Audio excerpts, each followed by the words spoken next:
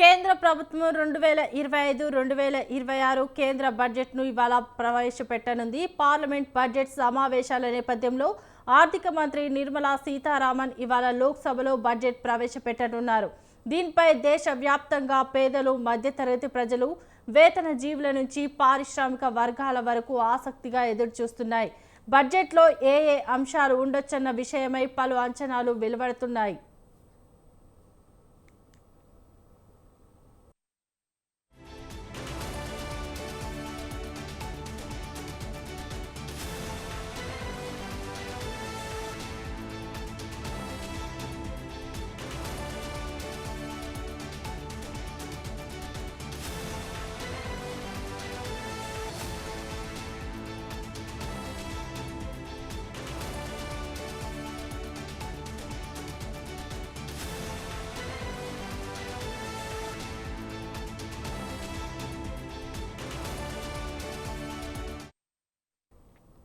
ఆదాయపు పన్ను విధానాన్ని మరింత సరళీకరించడంతో భాగంగా టాక్సీ స్లాబుల్ని 6 నుంచి 3కు కుదించే అవకాశం కనిపిస్తోంది.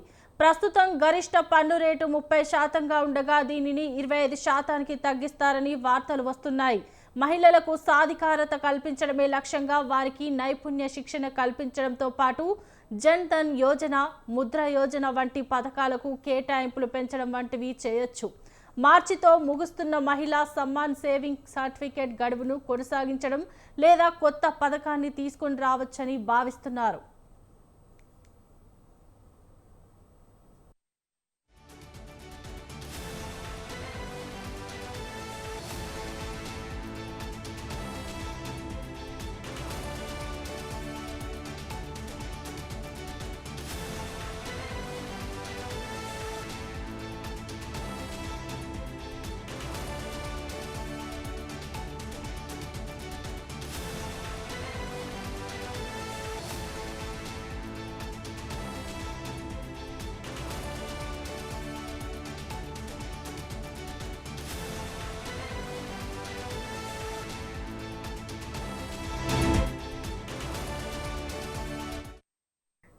సౌర విద్యుత్తును ప్రోత్సహించేందుకు పీఎం సూర్యఘర్ ముఫ్తీ బిజ్లీ పథకానికి రాయితీ కోసం బడ్జెట్లో కేటాయింపులు పెంచే అవకాశం ఉంది.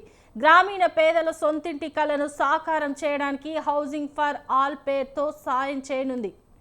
పట్టణ ప్రాంతాల్లో 2029 నాటికి 1 కోటి మంది పేదలు, మధ్యతరగతి కుటుంబాలకు ఇళ్ల నిర్మాణానికి సహాయం అందించనున్నట్లు ప్రకటించింది.